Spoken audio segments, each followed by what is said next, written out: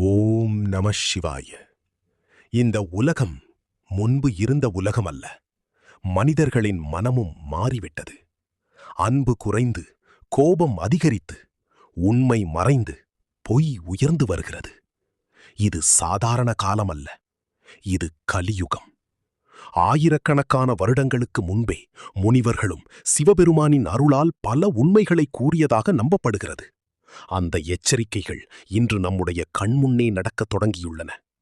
இந்த வீடியோவில் கலியுகத்தில் நடக்கப் போகும் 10 பயங்கரமான உண்மைகளை பார்க்கப் போகிறோம். இந்த வீடியோவை முழுமையாக பாருங்கள், ஏனெனில் கடைசியில் வரும் உண்மை உங்கள் மனதை அதிர்ச்சியடைய செய்யும். கலியுகத்தில் முதலில் மாறப்போகும் விஷயம் குடும்ப உறவுகள். முன்பெல்லாம் தாய் தந்தையை தெய்வமாக பார்த்தார்கள். அவர்களின் வார்த்தையை வாழ்க்கை வழிகாட்டியாக எடுத்துக்கொண்டார்கள். ஆனால் இன்று பல வீடுகளில் பெற்றோரின் கண்ணீர் அமைதியாக விழுகிறது. பணம் சம்பாதிப்பதில் மூழ்கிய மனிதர்கள் தங்களை வளர்த்தவர்களை மறக்கத் தொடங்குகிறார்கள். முதியோர் இல்லங்கள் அதிகரிப்பது இந்த கலியுகத்தின் மிகப்பெரிய அறிகுறி. பணம் மட்டுமே முக்கியமாகும். ஒரு மனிதனின் குணமல்ல, அவரிடம் இருக்கும் பணம்தான் மதிப்பாக பார்க்கப்படும். நல்ல மனசு இருந்தாலும் ஏழை என்றால் யாரும் மதிக்க மாட்டார்கள். ஆனால் தவறு செய்தாலும் பணக்காரன் என்றால் உலகம் பாராட்டும். உண்மையை விட பணத்திற்கு அதிக சக்தி கிடைக்கும். இதனால் மனிதர்கள் நிம்மதியை இழந்து பணத்திற்காக ஓடிக்கொண்டே இருப்பார்கள். நட்பு என்பது ஒரு காலத்தில் உயிருக்கு உயிரான உறவு. ஆனால் கலியுகத்தில் தேவை இருக்கும் வரை மட்டுமே பலர் நண்பர்களாக இருப்பார்கள். பயனில்லாத இடத்தில் அன்பும் மறைந்துவிடும். முகத்தில் சிரிப்பார்கள், ஆனால் மனதில் பொறாமை வைத்திருப்பார்கள். இதனால் மனிதர்கள் தனிமையை உணரத் தொடங்குவார்கள். 4. இயற்கை சீற்றங்கள் அதிகரிக்கும். இயற்கை மனிதர்களுக்கு எச்சரிக்கை கொடுக்கத் தொடங்கும். அதிக வெப்பம், அதிக மழை, புயல்கள், நிலநடுக்கங்கள் இவை எல்லாம் சாதாரண விஷயங்கள் அல்ல. மனிதர்கள் இயற்கையை அழிக்க ஆரம்பித்ததால் இயற்கையும் தனது கோபத்தை காட்டத் தொடங்கும். 5. உண்மையான காதல் குறைந்துவிடும். காதல் கூட இன்று ஒரு விளையாட்டாக மாறி வருகிறது. உணர்ச்சியை விட வெளிப்புற அழகு முக்கியமாக பார்க்கப்படுகிறது. நம்பிக்கை குறையும், துரோகம் அதிகரிக்கும்.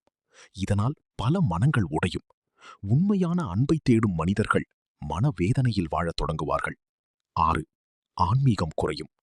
முன்பெல்லாம் மனிதர்கள் காலை எழுந்தவுடன் கடவுளை நினைத்தார்கள். ஆனால் இன்று மொபைல் போன் தான் முதல் கடவுளாக மாறிவிட்டது. மன அமைதி குறைந்து பயம் அதிகரிக்கும்.